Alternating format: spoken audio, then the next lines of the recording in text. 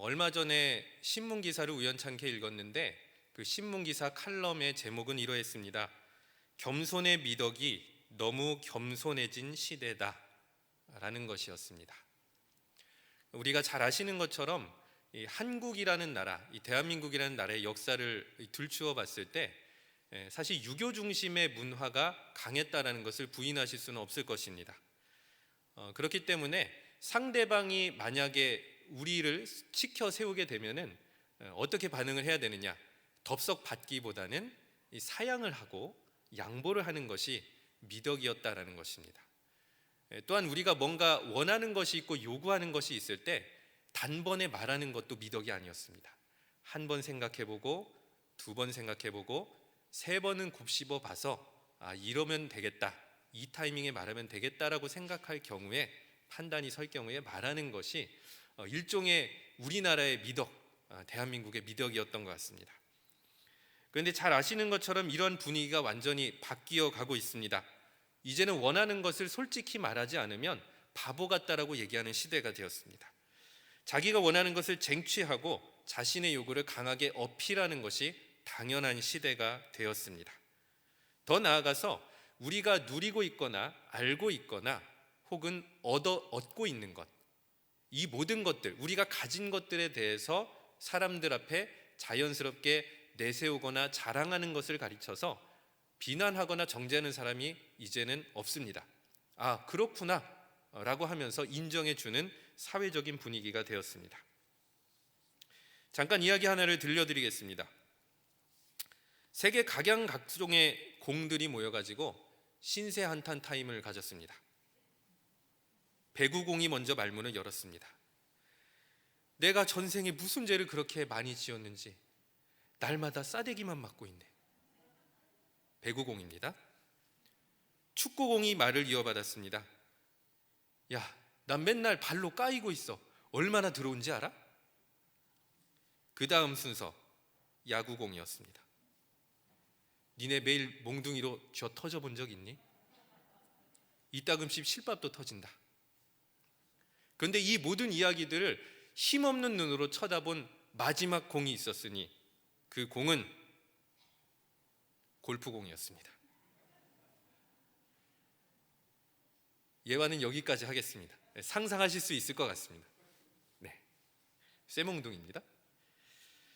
신세한탄의 이야기, 이 이야기가 우리에게 전달해주는 여러 가지 메시지가 있을 것 같은데요, 결국에는 이런 것입니다.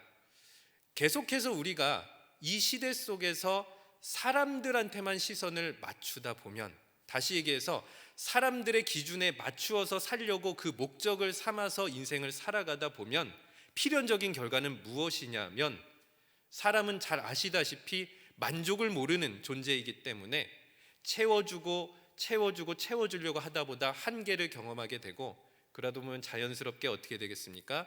주눅 들고 이 공들의 이 이야기처럼 신세한탄으로만 끝나게 될 가능성이 높다라는 것입니다. 정말로 일부 탁월한 재능의 소유자, 정말 가진 것이 많은 사람, 그리고 누린 것이 많은 사람, 이런 사람들은 분명히 높임을 받게 될 것입니다. 그러나 평범한 사람, 가진 것이 부족하거나 없는 사람일수록 자꾸 사람의 시선에 맞추어 살려다 보다 신세한탄으로만 인생을 허비하며 마무리하게 된다는 것입니다. 지금 이 시대의 특징을 이렇게 정의해 볼 수 있을 것 같습니다. 겸손의 가치가 사라지고 있습니다. 겸손이 정당한 평가를 받고 있지 못하는 시대가 되었다라는 것입니다. 자신을 드러내지 않으면 자신의 가치, 인정받기가 어려운 시대가 되어가고 있다는 것입니다. 겸손하게 살려고 애를 쓰고 노력해도 사람들이 그러한 사람들이 향해서 이렇게 이야기를 합니다. 바보 같다고 이야기하는 거죠. 왜 그렇게 사냐고, 그래서 무엇이 득될 것이 있냐고 말하는 시대가 되어가고 있다는 것입니다. 그렇기 때문에 우리는 알아야 됩니다. 이러한 시대 분위기 속에서, 이러한 흐름 속에서 과연 우리는 어떻게 겸손이라는 가치를 제대로 추구하며 살 수 있을지 말입니다. 한 가지 방법이 있습니다. 하나님의 인정을 우선시해야 된다는 것입니다. 사람한테 눈높이를 맞추면 사람을 채워주고 만족시키려 하다가 좌초하고 말 것입니다. 진짜 중요한 것은 하나님의 기준에 맞출 수 있어야 되는 것이고 하나님의 인정을 받을 수 있어야 된다는 것입니다. 하나님께서 얼마나 우리 자신을 또 믿는 사람들을 어여삐 여기시고 긍휼히 여기시는지 우리는 알고 있습니다. 세상 사람들은 가지는 것, 내세우는 것, 누리고 있는 것을 가지고 그 사람이 어떠한 사람이라는 것을 판단하고 있습니다. 자, 그럼 하나님은 어떻게 우리를 바라보고 계십니까? 우리가 가진 것을 가지고 따지시는 분이십니까? 결코 그렇지 않습니다. 하나님은 정말로 선하십니다. 낮은 사람을 돌보아 주십니다. 스스로를 낮추는 사람을 높여주시고 귀하게 쓰고 계십니다. 세상 사람들이 우리를 무시하거나 얕잡아 보더라도 주눅들 필요가 없는 게 바로 여기에 있습니다. 하나님이 계시기 때문입니다. 그렇기 때문에 이 세상을 살아가면서 낮아지는 길을 선택하는 우리 각자가 되며 그 길을 선택하기를 두려워하거나 주저할 필요가 없는 것입니다. 바로 이렇게 자기 자신을 낮추고 낮아지기를 원하는 사람에게 하나님은 어떻게 역사하시는지 오늘 우리가 읽은 말씀의 바로 앞구절인 6절에서는 이렇게 말씀하고 있는데 이 6절의 말씀을 세 번역으로 여러분들과 함께 읽어보고자 합니다. 함께 읽겠습니다. 그러나 하나님께서는 더 큰 은혜를 주십니다. 그러므로 성경에 이르기를 하나님께서는 교만한 자들을 물리치시고 겸손한 사람들에게 은혜를 주신다 하고 말합니다. 더 큰 은혜를 주십니다. 더 큰 은혜를 주십니다. 누구에게 주시느냐? 이 더 큰 은혜가 겸손한 사람에게, 자신을 하나님 앞에서 낮추는 사람에게 더 큰 은혜를 베풀어 주신다고 말씀하고 있습니다. 실제로 이 말씀은 야고보가 잠언 3장 34절을 인용한 것입니다. 그냥 은혜도 아닙니다. 더 큰 은혜를 주신다라는 것입니다. 높아지기를 요구하는 세상 속에서 낮아지기를 사모하며 그 길, 겸손의 길을 걸어가는 여러분들에게 하나님이 부어주시는 더 큰 은혜가 있는 줄로 믿습니다. 이처럼 오늘 본문의 말씀, 특별히는 야고보서 4장의 말씀은 우리로 하여금 이 세상 속에서 겸손하기를 도전하는 말씀이 되겠습니다. 특별히 야고보서 4장 1절부터 10절 개역개정 번역의 소제목은 세상과 벗하지 말라라고 되어 있습니다. 오해가 없으셨으면 좋겠습니다. 세상으로부터 도피하거나 도망하라라는 뜻으로 야고보가 권면하는 것은 아니었습니다. 세상에서 추구하는 가치와 목적이 신앙인들이 추구해야 될 가치와 목적과 어긋나 있을 때 바로 그때는 세상과 맞잡았던 손을 놓칠, 버릴 용기도 때때로 필요하다는 뜻일 것입니다.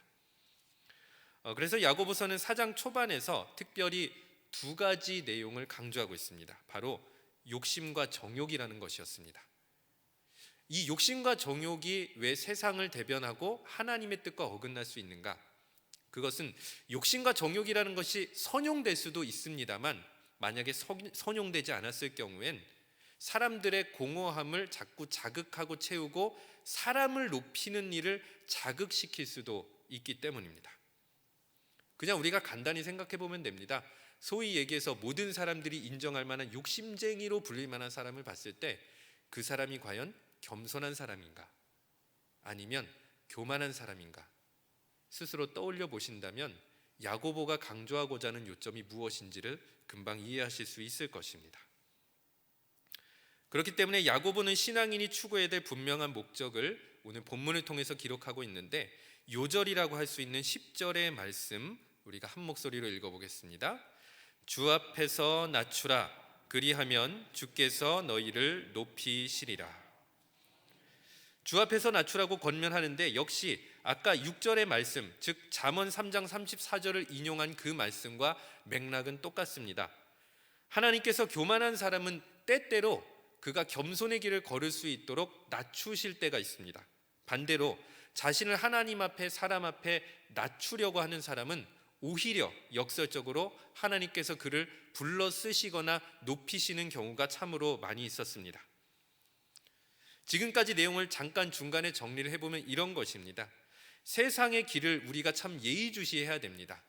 그냥 세상이 추구하는 목적이나 비전을 받아들일 이유가 없습니다. 신앙인은 점검해 보아야 되는 것입니다. 세상의 길을 미루어 이 시대의 분위기를 짐작해 보았을 때 이 세상은 자신을 높이기 위해서 더 욕심을 내라고 자극하는 경향이 있습니다. 심지어 그 과정에서 남을 밟고 일어설 수도 있다고 정당화할 경우도 있습니다. 반대로 하나님의 길은 이렇습니다. 자신을 낮추는 길이고 우리의 인생을 자꾸 높이기 위해서 자극제가 될 수 있는 정욕이나 욕심을 하나님 앞으로 가져가서 하나님 앞에 선한 용도로 선한 목적으로 기도하거나 아니면 내려놓는 바로 그 길이 하나님의 길이고 겸손의 길일 것입니다. 이 겸손이란 주제에 대해서 묵상할 수 있는 좋은 찬양이 몇 곡이 있는데 그 중에서 한 곡을 소개해 드리고 싶습니다. 찬양의 제목은 이렇습니다. 낮은 자 되게 하신 주. 읽어드리겠습니다. 내가 높아지려 세상에 좋은 것 다 찾았으나 그곳에 내 형제 짓눌려 통곡하는 허상의 계곡들 뿐. 내가 교만하고 이기심에 짓눌려 내 형제 알아보지 못함은 내 마음 얻은 곳에 주 이름 가둬놓고 내 맘대로 한 교만. 내가 사랑이고 싶었지, 내가 자유이고 싶었지, 내가 부자이고 싶었지. 그러나 난 가난한 사람. 주님을 찬양, 주님을 찬양. 나를 낮은 자 되게 하신 주 주님을 찬양. 세상 속에서 높아지기 위해서 애를 쓰고 살다가 결국에는 그 자신이 가난한 사람임을 깨달았던 어떤 신앙인의 고백과도 같이 들리는 것 같습니다. 어떤 사람이 하나님을 찬양할 수 있는지 아시겠습니까? 낮은 사람, 하나님 앞에 자신을 낮춘 사람이 찬양할 수가 있는 것입니다. 물론 우리가 입으로 다 찬양할 수 있지만 마음으로 찬양하고 영으로 찬양할 수 있는 사람은 낮은 사람일 것입니다. 실제로 찬양하다는 히브리어가 할랄이라는 것인 단어인데요, 칭찬하다, 자랑하다는 뜻이 있는데 이 히브리어를 강조형으로 사용했을 때는 이런 뜻도 있다고 합니다. 남들이 미련하고 어리석어 보일 정도로 그 대상을 높이다. 이것이 할랄이라는 단어를 강조형으로 사용했을 때의 뜻이라고 합니다. 자, 그러니까 하나님을 찬양하는 걸 주변 사람들이 봤을 때 여러분들 이렇게 성전에 나와서 혹은 여러분들의 자리에서 예배를 드리고 하나님을 찬양하고 하나님을 높이고 하나님을 자랑하는 그 모습을 주변 사람들이 바라봤을 때 그 사람들 입장에서는 미련하다 여길 수도 있는 것입니다. 뭐 저렇게 하나님 앞에 목매다냐? 뭐 저렇게 신앙생활 열심히 하냐? 남들 다 지금 차 타고 부모님 뵈러 친척들 뵈러 가는데 왜 이 자리에서 이렇게 예배를 드리고 있느냐? 왜 그렇게까지 하나님을 중요하게 생각하느냐? 근데 우리는 하나님을 알고 하나님의 은혜를 받았기 때문에, 우리가 하나님 앞에 낮은 자임을 알고 있기 때문에, 그런 우리를 하나님께서 붙잡고 계시고 높여주시기 때문에 그런 하나님의 은혜를 찬양할 수밖에 없는 우리들 되었으면 좋겠습니다. 이것이 바로 은혜입니다. 낮아지는 것이 은혜라는 것입니다. 낮아졌기 때문에 찬양할 수 있고 마음과 영으로 하나님의 이름을 높일 수 있다는 것, 이것이 바로 은혜라는 것이죠. 야고보는 하나님 앞에서 자신을 낮추고 그 낮아진 모습으로 하나님을 높이며 찬양하고자 하는 자들에게 오늘 세 가지 은혜와 복이 임한다는 것을 약속해 주고 있습니다. 첫 번째 복입니다. 낮추는 사람이 하나님을 만날 수 있습니다. 우리 8절 상반절의 말씀 한 목소리로 읽겠습니다. 하나님을 가까이 하라. 그리하면 너희를 가까이 하시리라. 매우 간단한 말씀입니다. 이해하기 어렵지 않습니다. 하나님을 가까이 하려는 자에게 가까이 하신다는 뜻이 되겠습니다. 그러면은 한 가지 질문이 생깁니다. 어떻게 해야 우리가 하나님 앞에 가까이 나아갈 수 있겠냐라는 것입니다. 여러 가지 방법이 사실은 있습니다만 제일 효과적이고 분명한 한 가지 방법을 말씀드리고 싶습니다. 기도입니다. 그런데 이 기도라는 것이요, 참 신기합니다. 어떠한 기도는 참 놀랍게도요, 하나님과 나 사이의 거리를 떨어뜨릴 수도 있습니다. 그런데 어떤 기도는 오늘 본문이 말씀하는 것처럼 정말로 둘도 없는 친구 마냥 하나님과 나 사이를 정말로 가까이 만들 수 있는 기도도 있습니다. 기도하는 것보다 내용이 중요하다는 뜻입니다. 어떤 내용으로 기도할 때 하나님과 멀어지고 어떤 내용으로 기도할 때 하나님과 가까워질 수 있는지 우리는 확인해 볼 필요가 있을 것 같습니다. 찾아서 읽어보진 않겠습니다만 야고보가 3절, 4장 3절에서 권면하는 내용이 있습니다. 기도에 대한 권면인데요. 구하여도 받지 못함은 정욕으로 쓰려고 잘못 구하기 때문이다. 그러니까 기도에 여러 가지 다양한 내용이 있는데 이 기도를 선용하는 것이 아니라, 혹은 겸손하게 하나님을 의지하면서 기도하는 것이 아니라 일종의 기도를 수단으로 삼는 것입니다. 정욕으로 얻고 쓰려고 활용하려고 하나님을 찾는 것이죠. 하나님을 어찌 보면 이용하는 모습이 되겠습니다.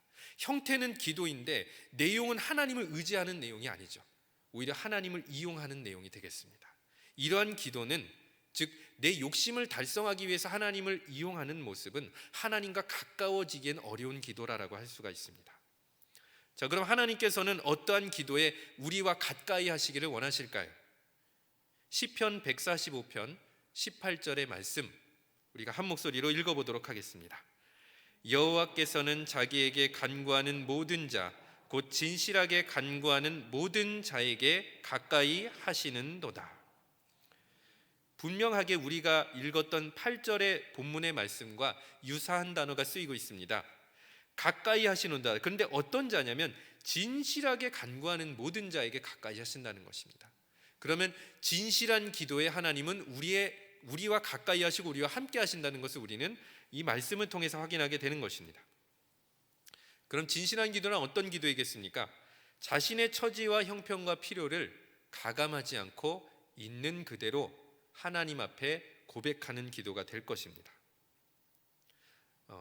이런 기도가 어떠한 기도인지를 조금 감을 찾기 위해서 대표적인 한 사람을 나누어 보려고 합니다. 다윗이 되겠습니다. 기도를 정말 많이 한 지도자였습니다. 심지어 그 기도한 내용이 시편에 정말로 많이 실려 있는 지도자였습니다. 그런데 다윗이 기도한 내용을 보면은 하나님을 찬양하는 내용도 있었습니다만 정말로 어려운 순간 혹은 본인이 범죄하고 본인이 넘어졌을 때 기도했던 내용도 있었습니다. 그 내용을 말씀드리고자 하는 것입니다.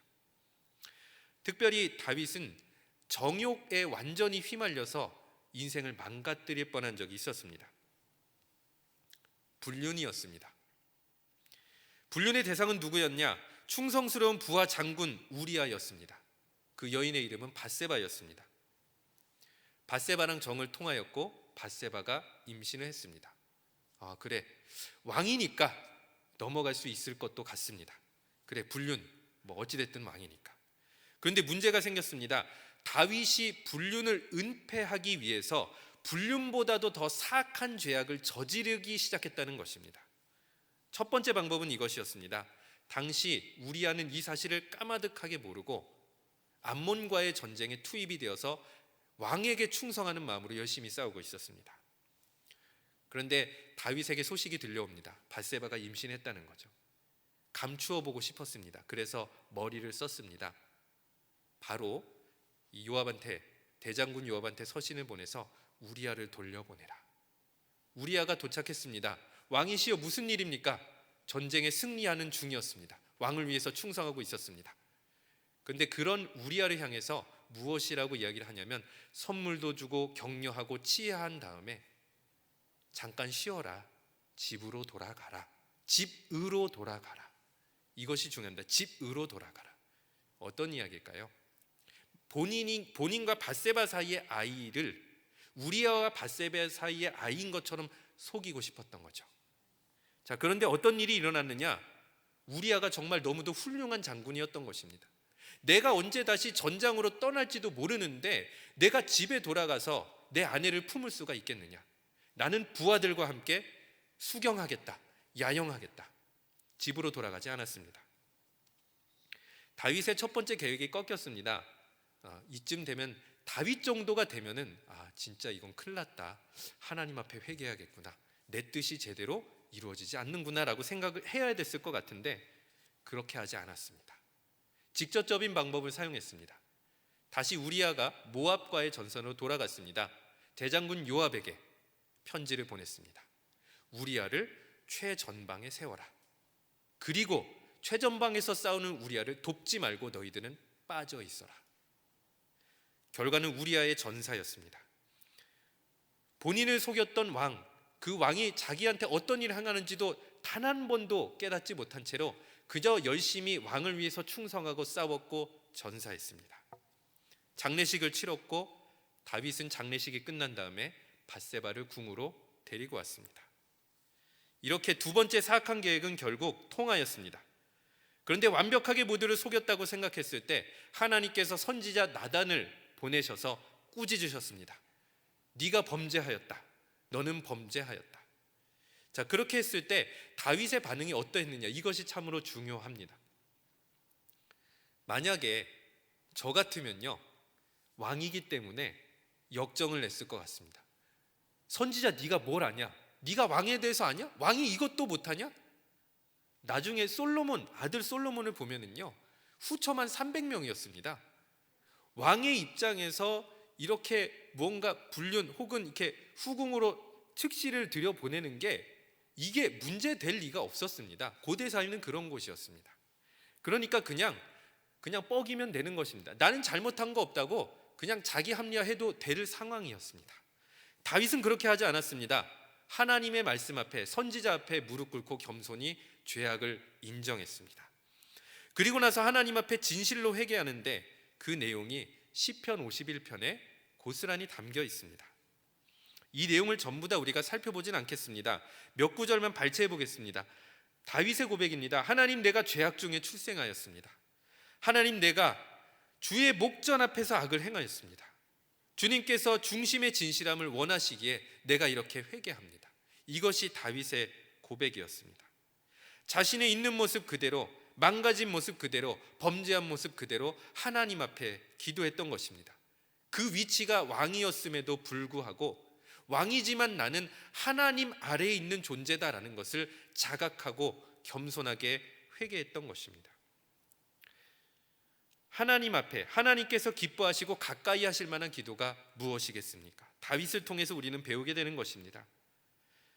진실되게, 내 모습이 어떠하든지 진실되게 하나님 앞에 고백하는 그 기도가 하나님께서 가까이 하는 기도인 줄로 믿습니다.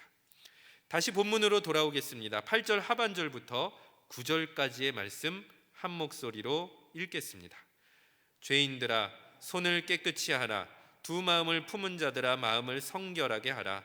슬퍼하며 애통하며 울지어다. 너희 웃음을 애통으로, 너희 즐거움을 근심으로 바꿀지어다. 두 마음을 품지 말라라고 이야기를 하고 있습니다. 마음을 하나로 묶으라고 이야기를 하고 있습니다. 손을 깨끗이 하라고 말하고 있습니다. 정욕과 욕심에 휘둘린 채로 하나님 앞에 교만하게 나아가지 말고 나의 가난함을, 내 영혼의 빈약함을, 하나님 앞에 범죄함을, 하나님 앞에 부족함을, 하나님 앞에 연약함을 있는 그대로 고백하라고 이야기를 하는 것입니다. 바로 그러한 기도로 우리가 하나님 앞에 나아갈 때 하나님께서는 우리를 가까이 해주신다, 야고보가 이야기를 하는 것입니다. 사랑하는 성도 여러분, 기도는 진실돼야 되고 정직해야 되는 것입니다. 내 부족함과 가난함을 속일 필요가 없습니다. 나의 연약함을 하나님 앞에 속일 필요도 없습니다. 다 알고 계십니다. 있는 모습 그대로 하나님 앞에 나아가 가까이 함의 은혜를 받을 수 있는 성도님들 되시기를 바랍니다. 두 번째 복은 이렇습니다. 낮추는 사람이 영적 승리를 얻습니다. 우리 본문 7절의 말씀 한 목소리로 읽겠습니다. 그런즉 너희는 하나님께 복종할지어다. 마귀를 대적하라. 그리하면 너희를 피하리라. 상반되는 두 가지 동사가 쓰이고 있는데 복종과 대적입니다. 이 내용을 유심히 살펴보면 신앙인에게는 두 가지 길밖에 없음을 우리는 알게 됩니다. 하나님께 복종하면서 마귀를 대적하는 길이 첫 번째입니다. 두 번째의 길은 마귀에게 복종하면서 하나님께 대적하는 길입니다. 사실 우리는 세 번째 길을 원할 수도 있습니다. 그냥 가운데 어디쯤에 그냥 애매한 포지션에 우리가 있다가요, 하나님께서 조금 치시거나 말씀하시면 하나님께 복종하더라, 내 마음대로 살고 싶으면 잠깐 발을 빼기도 하고. 근데 사실 성경은요, 제3의 길에 대해서는 거의 얘기하지 않습니다. 이거 아니면 저거죠. 하나님께 복종하든지 마귀한테 휩쓸리든지 둘 중에 하나일 수밖에 없는 것입니다. 자, 그렇다면 하나님께 복종한다는 것은 어떤 뜻일까요? 어원을 조금 찾아보았습니다. 이 복종하다라는 헬라어가 휘포타소라고 하는 동사의 명령형이라고 하는데, 이 휘포라는 단어는 무엇 무엇의 아래라는 뜻입니다. 타소라는 단어는 두다라는 뜻입니다. 그러니까 이런 것입니다. 내 존재를 하나님 아래에 두는 것, 내 생각을 하나님의 생각 아래에 두는 것, 내 마음을 하나님의 마음 아래에 두는 것, 내 삶을 하나님의 말씀 아래에 두는 것, 이것이 하나님께 복종하다는 뜻입니다. 하나님 위에 내가 존재하는 것이 아니라, 하나님 위에 있어서 내가 하나님을 이용하는 것이 아니라, 철저하게 내 모든 생각과 마음과 삶을 하나님 아래에 두는 것이 복종하라는 뜻입니다. 이처럼 하나님 앞에 자신을 낮추고 복종하는 사람, 그 사람한테 어떠한 역사가 일어나냐면 마귀가 피해버리는 것입니다. 여러분들이 하나님께 복종하고 있고 여러분들의 마음과 생각을 하나님 앞에 낮추고 있고 그 아래에 두고 있을 때 마귀가 지나가다 보는 것이죠. 복종하고 있네? 하나님 아래에 있구나. 저 사람 건들면 안 되겠구나.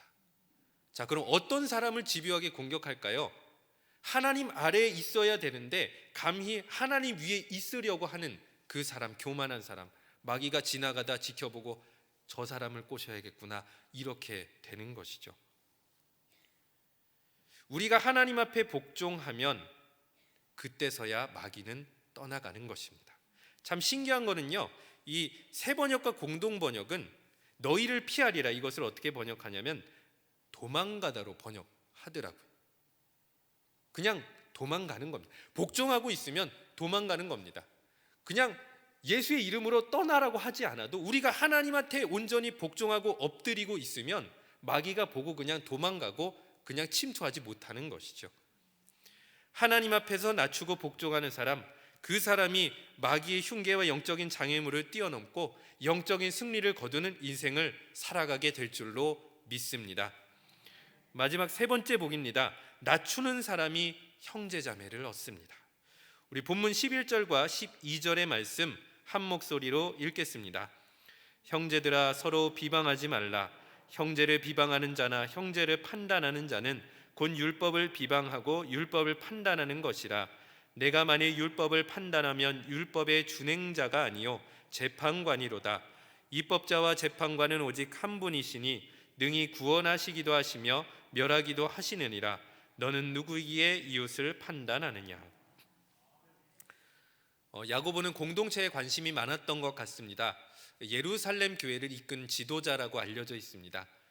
그런데 교회를 세워가고 이끌고 지도하다 보니 이래저래 형제 자매들인데도 불구하고 서로 사랑하지도 못할 뿐더러 이렇게 저렇게 서로를 비방하거나 공격하거나 이런 모습들을 많이 보았던 것 같습니다. 그래서 그 원인이 무엇인지를 이야기를 하고 처방도 이야기를 하는 것입니다. 기독교 소설이 원작이었고 영화로도 제작된 오두막이라는 작품이 있습니다. 오두막의 주인공은 끔찍한 사고로 딸을 잃어버렸습니다. 그래서 늘 마음 한켠에는 아무렇지도 않은 척 살고 있었지만 의문을 갖고 있었습니다. 그 의문은 이런 것이었습니다. 왜 하나님께서 나에게 이런 가혹한 시련을 주셨을까? 왜 내가 제일 사랑하는, 이 세상에서 너무도 사랑하는 그 존재를 내 품에서 떠나게 하셨을까? 그러다가 우연찮게 한 초대장을 발견하게 되고 오두막을 발견하게 됩니다. 그 오두막에서 하나님을, 삼위일체 하나님을 만나면서 이야기가 전개가 됩니다. 영화적인 표현이라서 이 삼위일체가 그렇다는 뜻은 아니겠습니다. 영화적인 표현이기 때문에 성자 하나님, 성부 하나님, 성령 하나님을 영화 안에서는 그렇게 스토리가 만나서 이야기가 진행이 됩니다. 그 중에서 성령 하나님과 만나면서 서로 오갔던 대화 중에서 좀 흥미로운 것이 있습니다. 본인의 이야기를 하진 않고요, 이렇게 질문을 합니다. 아니, 하나님이 살아계시는데 왜 이 세상에 전쟁이 끊이지 않습니까? 왜 질병이 있고 죽음과 분쟁이 지금 이 순간에도 계속되고 있습니까? 라고 질문을 합니다. 그랬을 때 이런 답변을 얻게 됩니다. 수십억의 사람들이 자기 생각만을 고집하기 때문입니다. 수십억의 사람들이 재판관을 자처하고 있기 때문입니다. 혹시 이야기의 맥락을 이해하실 수 있겠습니까? 이 세상의 재판관은 하나님 한 분뿐이신데 사람이 감히 그 재판관의 위치에 가서, 그것도 한 명이 아닙니다. 이 세상 모든 사람이, 모든 죄인이 재판관으로 올라가서 각자의 시각으로 사람들을 재판하고 있는 바로 그것을 이야기하는 것입니다. 오늘 이 12절 본문의 말씀을 보면은요, 입법자와 재판관은 하나님 한 분뿐이다라고 이야기를 하고 있습니다. 자, 그럼 인간의 본분은 무엇일까요? 법을 세우는 것입니까? 법으로 재판하는 것입니까? 아닙니다. 11절이 이렇게 말합니다. 율법을 준행하는 것, 준행자가 되는 것. 내가 율법의 자리에 올라가는 것, 하나님의 자리에 올라가는 것, 입법자나 재판관의 자리에 올라가는 것이 아니라 그 아래에 있는 것, 그래서 율법의 말씀대로 살아가는 것, 준행하는 것, 이것을 말하는 것이죠. 만약에 우리가 이 본분을 벗어나서 재판관이 되려고 하면 그때부터 갈등이 시작되는 것입니다. 그렇다면 우리는 형제 자매들을 어떻게 대해야 되겠습니까? 바울이 유익한 가르침을 주었습니다. 골로새서 3장 23절 말씀, 우리 마지막으로 한 목소리로 읽어보도록 하겠습니다. 골로새서 3장 23절 말씀입니다. 제가 읽어드리겠습니다.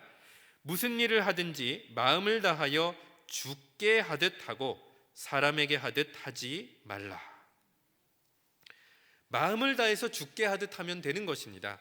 그러니까 내 앞에 있는 이 형제 자매들은 섬김의 대상이라는 것이죠. 주님이라는 것입니다. 주님 바라보듯 섬기고 사랑하고 아껴주면 되는 것이죠. 마음이 높은 사람은 대체적으로 섬김받기를 좋아합니다. 그러나 마음이 낮은 사람, 하나님 앞에 자신을 낮춘 사람은 어떻게 하면 하나님이 주시는 은혜를 흘려보낼 수 있을까, 사랑해 볼 수 있을까, 섬길 수 있을까 고민하게 될 것입니다. 우리가 만나는 그 사람들을 주께 하듯 대할 수 있다면 세상이 얼마나 많이 행복해지겠습니까? 집에 가서 작은 것이라도 실천해 보셨으면 좋겠습니다.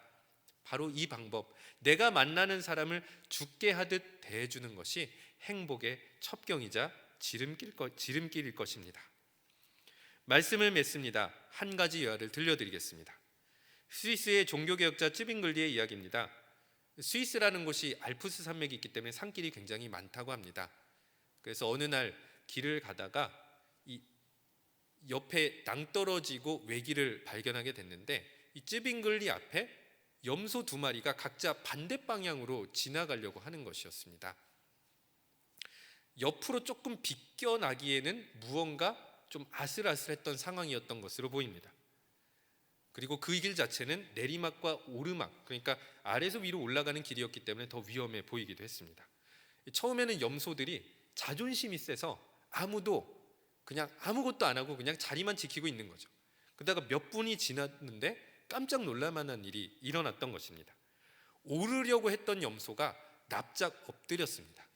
그리고 내려오려고 했던 염소가 오르려고 했던 그 염소를 밟고 내려갔고, 그 다음에 오르려고 했던 염소는 일어나서 올라가기 시작했던 것입니다.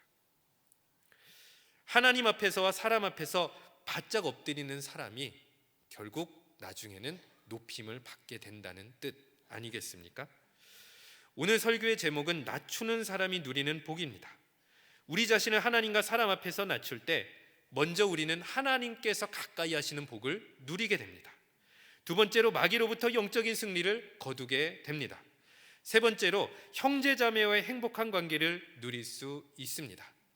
이 시대는 비록 우리로 하여금 계속해서 올라가라, 스스로를 높여라 라고 이야기하고 있지만 그런 목소리에 유혹되지 않고 낮추는 길을 살아가기로 결단하시기를 바랍니다. 그렇게 했을 때 하나님께서 이 낮추는 사람에게 주시는 놀라운 복을 누리는 인생이 될 줄로 믿습니다. 기도하겠습니다. 거룩하시고 자비로우신 하나님 아버지, 높아지고 높아지고 또 높아지라고 요구하는 이 세상 속에서 낮아지기를 원합니다. 그러나 저희들의 마음이 낮아지려면 하나님의 은혜가 필요하오니 주여 은혜를 베풀어 주옵소서. 내 생각과 마음을 항상 하나님 아래에 두고 엎드리는 인생이 되게 하시고, 우리가 그렇게 진실된 마음으로 기도하고 하나님 앞으로 나아갔을 때 가까이 하여 주옵소서.